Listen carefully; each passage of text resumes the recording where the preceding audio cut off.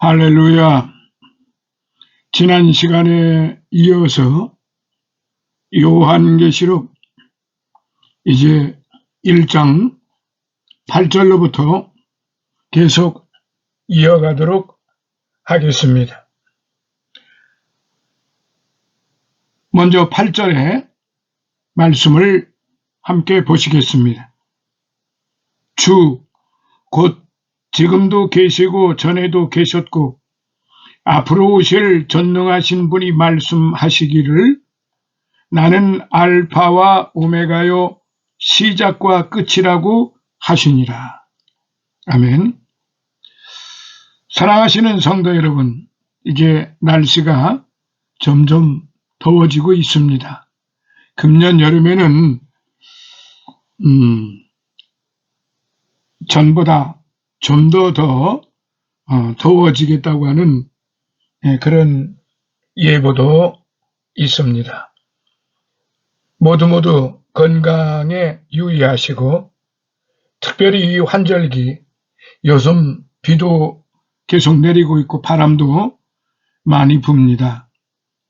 이제 모두 건강을 조심하셔야만 되겠습니다. 오늘의 말씀을 이제 또 살펴보면은 주 곧 지금도 계시고 전에도 계셨고 앞으로 오실 전능하신 분이 말씀하시기를 나는 알파와 오메가요 시작과 끝이라고 하시니라는 말씀입니다. 8절이에요. 여기서 말하는 주, 퀴리오스라는 말인데요. 그 주님이신 그 하나님을 뜻합니다. 그 주님이신 그 하나님을 뜻합니다. 에스겔서 6장 3절, 11절, 7장 2절, 계시록 4장 8절, 11장 17절, 15장 3절, 16장 7절, 19장 6절, 21장 22절을 잘 이제 공부를 하시면서 또 시간 나시는 대로 꼭 찾아서 읽어보시기 바랍니다. 성경은 절대로 헛되이 사사로이 만들어진 게 아니고 기록된 게 아닙니다.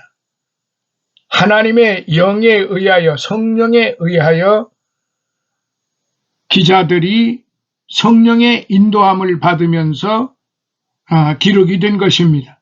그러므로 그 어떤 구절, 어떤 그 언어라 할지라도 결코 사사롭게 우리가 풀어서는 안 되고, 또 각자 나름대로의 사사로운 그 해석을 하려고 들어서는 안 됩니다.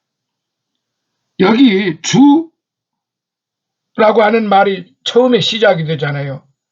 그래서 그 주는 그 주님이신 그 하나님을 뜻한다 라는 말이에요. 그 주님이신 그 하나님을 뜻한다.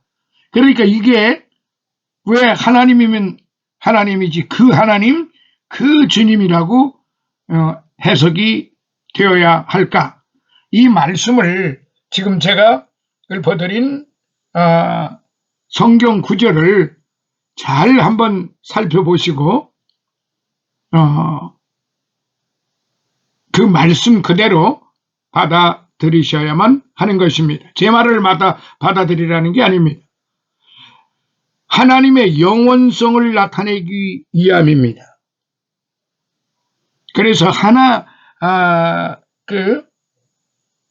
하나님이라는 말이 없고 다만 주로 기록되어 있다는 사실입니다. 그래서 이 부분을 잘 판단을 좀 해주셔야 됩니다. 왜냐하면 이 요한계시록에는 다양한 그런 말씀으로 기록이 되어 있고, 제가 앞전에 서론에 그 해석론에 있어서 다양하게 학자들이 해석을 했다고 그 해석사에 대해서 말씀을 드리기도 했지요. 그런데 이 계시록에는 그 약속되어 있는 말씀이 분명히 있습니다. 1장 3절에는 말씀을 읽음으로 축복을 받게 함이라는, 말씀을 읽음으로 축복을 받는다는 1장 3절의 말씀. 생명나무에 대해서 2장 7절에 22장 2절에 생명나무에 대해서 분명히 약속이 되어 있습니다. 그리고 2장 11절에는 지옥을 피하게 해주시겠다고 약속하셨습니다.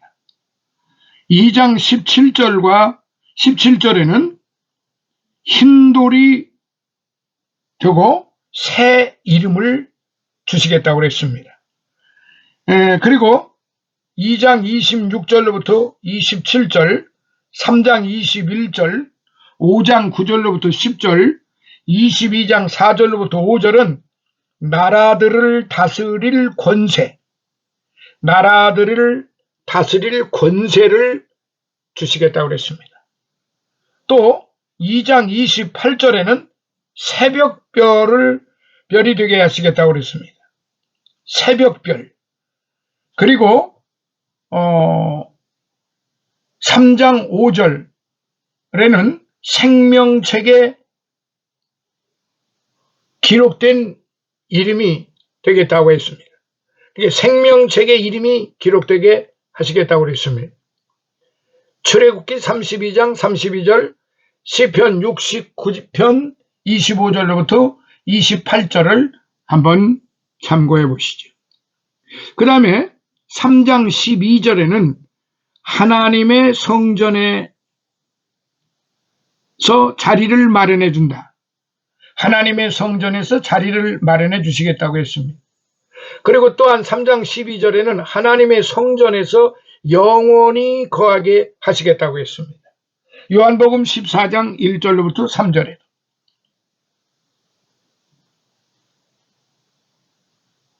그리고 7장 16절에는 영원한 공급을 해주시겠다고 그랬습니다. 그리고 7장 17절에는 더 이상 눈물이 없게 하시겠다고 했습니다. 더 이상 눈물이 없다라고 말씀하셨어요. 그리고 14장 13절에는 고된 일을 마치고 안식한다고 그랬습니다. 그리고 14장 13절 각각 공적이 나타난다고 그랬습니다. 자기가 행한 일에 대한 공적이 나타난다고 했습니다. 그리고 20장 4절로부터 6절 보니까 왕권과 제사장의 권리를 주시겠다고 했습니다. 그리고 21장 3절에 보니까 하나님의 성막이 인간들과 함께 있게 된다고 했습니다. 21장 4절에 보니까 더 이상 사망이 없다라고 말씀하셨어요. 또한 같은 절에 슬픔이 없다라고 하셨고 고통이 없다라고 하셨고 5절에는 모든 것이 새로워졌다고 말씀하십니다. 모든 것이 새로워진다고 말씀하셨어요. 그리고 21장 6절에는 생명수를 먹게 하시겠다고 그랬습니다. 22장 3절에도.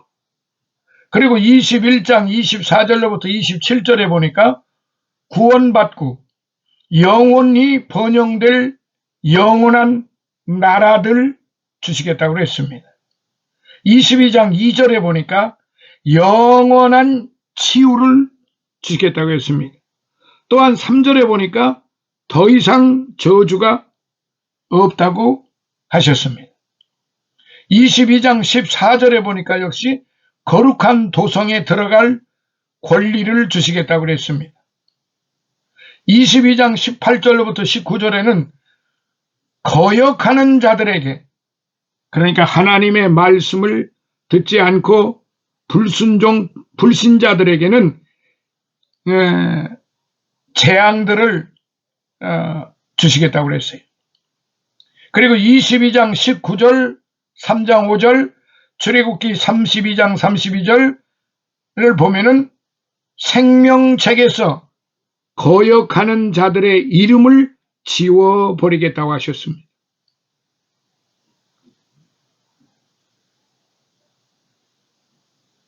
그리고 27장 7절, 12절, 20절에 보니까 모든 약속들을 성취하기 위하여 그리스도께서 곧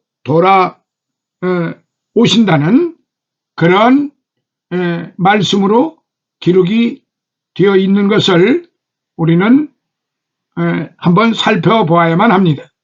그리고 또 요한계시록에는 32가지의 재앙들이 있어요. 32가지의 재앙들이 있는데 2장 5절에 교회를 옮겨버리겠다. 10절에 감옥에 갇히게 된다. 16절에 그리스도에 의해 싸우게 된다.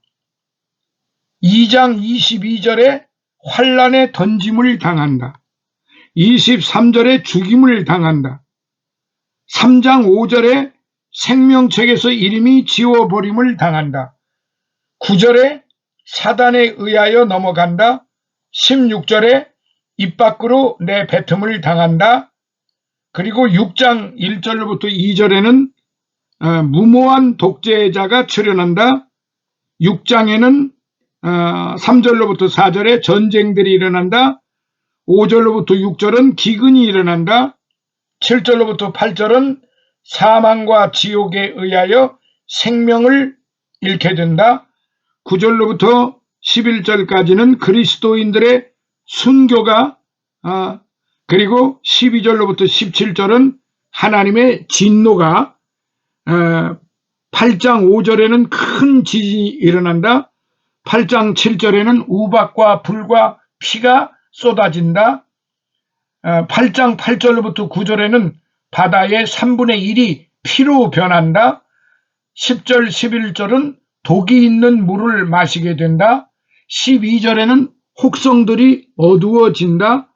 9장 1절로부터 12절은 사악한 메뚜기 떼들이 사람들을 괴롭힌다. 13절로부터 21절까지는 말탄 사악한 자들이 사람들을 살려간다. 11장 3절로부터 12절은 두 증인들로 인한 많은 재앙들이 일어난다. 12장 10절로부터 12절은 사단이 내 던짐을 받는다. 16장 2절은 큰 아픔을 당한다. 16장 4절에는 전체 바다가 피로 변한다. 그리고 16장 4절에 역시 강들이 피로 변한다. 그리고 8절로부터 9절은 태양에서 태우는 뜨거운 열이 쏟아진다. 10절로부터 11절에는 온 세상이 어두워져 버린다. 12절에는 말라버린 유브라데스가 보이고 16장 17절로부터 18장 1절로부터 24절까지 큰 지진이 일어난다. 그리고 하늘에서 불이 내려와 천년기 말에 거역하는 자들을 다 삼켜버린다라고 20장 7절로부터 10절에 그리고 끝으로 영원한 지옥의 재앙이 임한다. 영원한 재앙이 임한다. 이게 바로 요한계시록에서 이제 우리에게 전해주시는 지옥의 영원한 지옥의 그 재앙들이 이렇게 각 분야별로 각종 재앙들이 이렇게 무수하게 닥쳐온다는 사실이에요. 2장 11절로부터 22장까지 쭉 우리는 이 말씀을 무시할 수도 없고 또 이 말씀을 모른 채 할 수도 없는 것입니다. 어쨌든 간에 성경에서 우리에게 주는 요한계시록에서 우리에게 주는 이 복과 재앙들은 실제적인 사건이지 상징적인 사건들이 아니라는 겁니다. 사람들은 자꾸 상징적인 계시로나 모형적인 계시로 이런 것들을 좀 더 확대 해석을 해가지고 그렇게 해석을 하려고 합니다.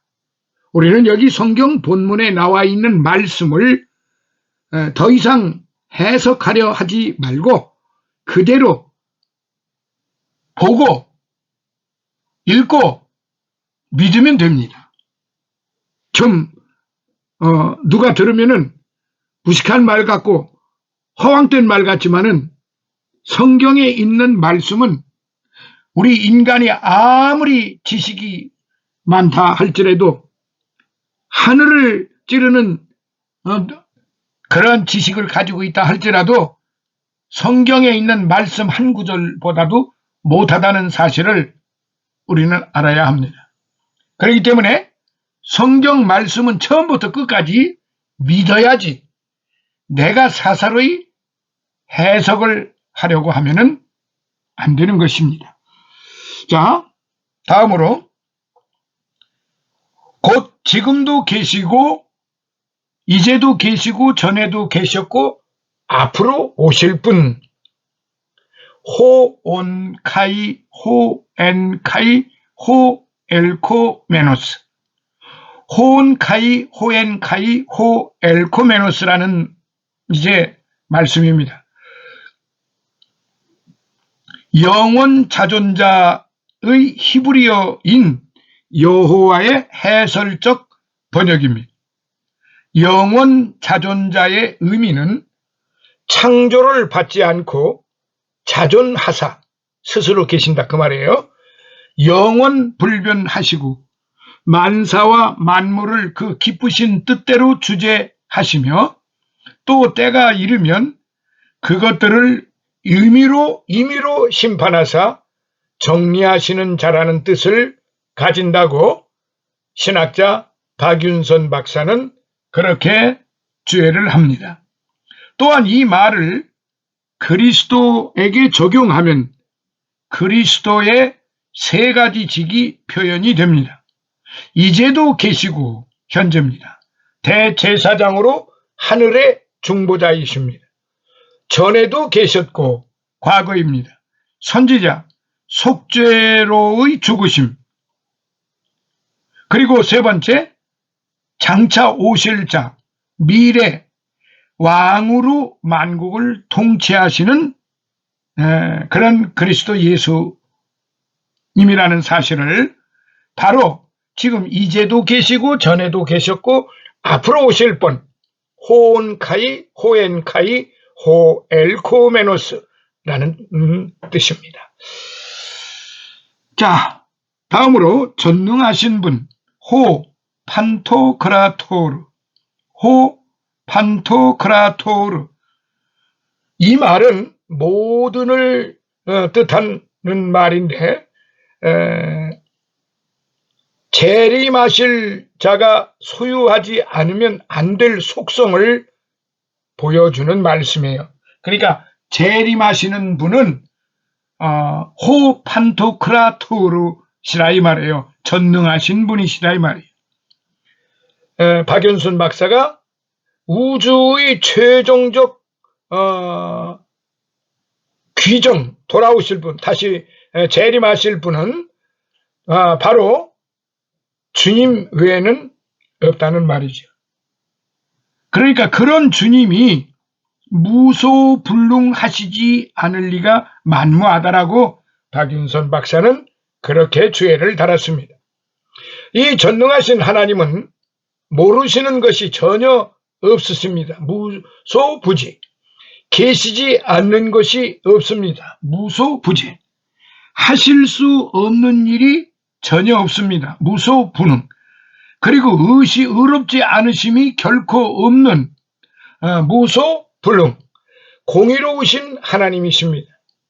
그래서 바로 예수 그리스도는 시간에 관한 한 영원하신 하나님이십니다. 공간에 관한 한 관대하신 하나님이십니다. 지식에 관한 한 전지하신 분입니다. 능력에 관한 한 전능하신 분이십니다. 존재에 관한 한 모든 곳에 어디든지 편재하신 하나님이십니다. 그리고 관계에 있어서 신실하신 하나님이십니다. 또한 성품에 있어서는 자비로우신 하나님이십니다. 그리고 도덕에 있어서 선하신 하나님이십니다. 그리고 행하심에 있어서 공평정대하신 공의로우신 하나님이십니다. 그리고 신분에 있어서 거룩하신 존귀하신 하나님이십니다. 그리고 참으로 온전히 완전하신 하나님이십니다. 끝으로 한계를 초월하신 그런 무한하신 하나님이십니다. 바로 전능하신 하나님이라신 분이 바로 이러한 성품을 가지고 이러한 능력을 가지시고 우리와 함께 하신다. 이렇게 생각을 하시면 됩니다. 그러니까 오늘 저와 여러분들은 시간에 관한 한 염려하지 마시고 공간에 관한 한 지식에 관한 한 능력에 관한 한 존재에 관한 한 관계에 있어서 성품에 있어서 도덕에 있어서 행하심에 있어서 우리의 신분에 있어서 참으로 온전히 완전함에 있어서 한계를 초월하신 무한하신 우리 예수님이 우리와 함께 하시고 바로 늘 도와주시는 성령님께서 똑같은 은혜를 똑같은 능력을 가지시고 우리를 도우시고 계신다. 이렇게 생각하면 가장 합리적이고 합당한 그런 우리 믿음의 생활입니다. 그래서 바로 그런 이전에도 계시고 이제도 계시고 전에도 계셨고 앞으로 오실 분 전능하신 분이 말씀을 하고 계신다 이 말이에요. 레게이라는 말이 신약 성경에 자그만치 1343번이나 사용이 되었습니다. 그래서 말씀하시기를라고 하는 그 표현이 마태복음 1장 16절에서는 칭하다, 1장 20절에서는 가로되, 1장 22절에서는 가라사대, 2장 2절에서는 말하되, 2장 15절에서는 말씀하신, 3장 3절에서는 일러스되, 3장 9절에서는 이르노니, 3장 17절에서는 말씀하시되, 6장 29절에서는 말하노니, 8장 10절에서는 이르시되 등으로 번역이 되어 있는 것입니다. 결국 이 말은 하나님의 살아계신 인격성을 나타내고 있는 말입니다. 그러니까 이제도 계시고 전에도 계셨고 앞으로 오실 분 전능하신 분이 말씀하시기를 칭하다, 가로되, 가라사대, 말하되, 말씀하신, 일러스되, 이르노니, 말씀하시되, 말하노니, 이르시되 등으로 그렇게 성경은 기록이 되어 있다는 사실, 우리는 혼돈하지 말고 같은 말씀이시라는 사실을 같은 말씀하시기라는 뜻이니까 그렇게 우리가 믿고 나가면 됩니다. 그러면서 나는 알파와 오메가요 시작과 끝이라. 나는 알파와 오메가요 시작과 끝이라 라고 이제 8절을 맺습니다. 토 알파 카이 토 오메가 아르케 카이 텔로스라는 이 말인데 바로 알파와 오메가는 시간적 용어로서 하나님은 모든 것을 시작하신 제1요인이요 또한 귀정결말, 바르게 이제 결말을 하신다는 거죠. 말씀하신다는 건데, 그래서 이 말을 귀정결말이라고 합니다. 하나님의 뜻이라는 말이에요. 귀정결말이라는 것은 하나님의 뜻이라는 것. 곧 하나님은 현세의 창조자시요 미래의 심판자라는 뜻입니다. 그러므로 개역 성경에는 시작과 끝이 삭제되었습니다. 헬라어 표준 원문에는 이 구절이 들어 있습니다. 그러니까 개역 성경에 그냥 시작과 끝이라고 되어 있다고 하는 점을 아시고, 킹 제임스에서는 이렇게 구체적으로 기록이 되어 있다는 것입니다. 나는 알파와 오메가요 시작과 끝이라. 근데 원래 우리가 해석할 때 헬라어 알파벳 순의 첫 자가 알파요, 끝자가 오메가입니다. 그래서 아마 개역 성경에는 시작과 끝이 그러니까 알파와 오메가 이 시작과 끝 이 부분에 대해서 알파와 오메가가 해서 시작과 끝이 아마 삭제가 된 것 같습니다. 자,